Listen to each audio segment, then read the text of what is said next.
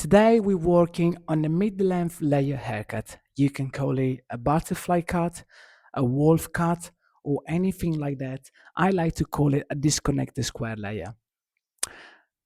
The most important part of the haircut for me is always taking nice and clean section. This will allow you to be in control of each section you're going to cut and create a own identity of each panel.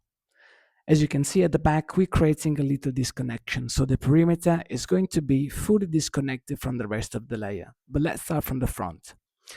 In this area, we're working with diagonal back section, and we're going to comb all the hair to the front and 90 degrees from the forehead.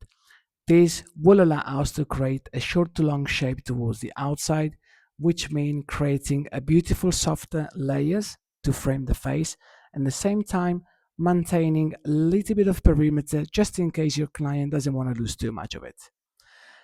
Now, a very important point here is that you have to bring all the hair to the same point when it comes to distribution, and most important when it comes to elevation. So bring all the hair to the guideline, very, very important.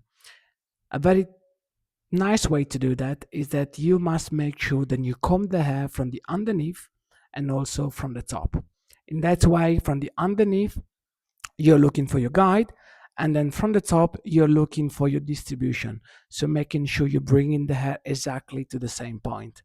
This is very important. You will see now when the hair will sit now into a natural fold, you're going to have a very nice and soft layering technique that frame the face of the client, and you can either comb the hair forwards or comb the hair backwards. You have created a beautiful shape.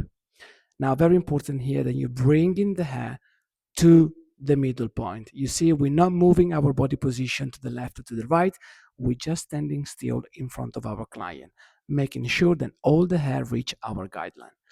This is the tips that I would like to tell you, is that think about that you're gonna bring the hair into a beautiful square point, and then from that point you don't want to move. Now moving to the other side, just take your first section on the left and your first section on the right, and making sure you're connecting both of them with the same length. This is super important to create balance and also not to have any misunderstanding shape at the end of the haircut. So now that you know you're going to have balance between the two, just crack on with the rest of the technique and bring all the hair to your guideline. Once you've done both sides, you've got your layering into the front. So we haven't cut the fringe just yet, but it looks like we're creating a little bit of a curtain bang.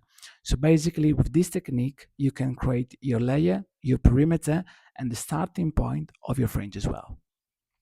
Now let's move to the back, where we're going to connect the layering with the front. So very important to take a very little strand from the front, combing all the hair and 90 degrees to the top of the head. In this case, by creating a square layering technique on the top part of the head, when the hair will start to sit into a natural fold shape, they're gonna have the short to long feeling, which means we're gonna have lots of volume on the top of the head shape, but at the same time maintaining quite a bit of weight and length through the perimeter, which I'm sure our client will be very happy about it. So the way we're going to cut at the back is by doing our first guide and then working on a pivoting motion. So very important, with your body position, you're going to be standing in front of your guide, which means you're going to comb the hair from the outside in. In this way, you're going to create a very, very subtle over direction in order to maintain the square shape while you're working on a round surface. Very important as well is that you bring all the hair to the point and you never bend the hair while you're cutting it. This is because you want to maintain the same tension all the way through and maintain the same distribution while you're cutting the hair. Once you see and you reach your guide, then you're going to just cut it with a nice and beautiful square line. Very important as well that you comb in the hair from both directions. So from one side, you're going to get to your guide. From the other side, you're making sure your distribution will bring all the hair from the roots to the same point when you have your guide to cut. On the other side, change your body position. So you always want to stand in front of your guide. This is very important because it will give you much more confidence when you can see your guide. And second of all, you can definitely build exactly the same shape from both sides. You don't want to have one side longer, one side shorter. So by doing this, you're kind of making yourself in a very safe position where both sides will look the same. Once you've done with your technique, always very important to cross check. Give a little shake to the haircut, check into the mirror the shape you want to create, and if it's your client on the chair, explain to them what happened.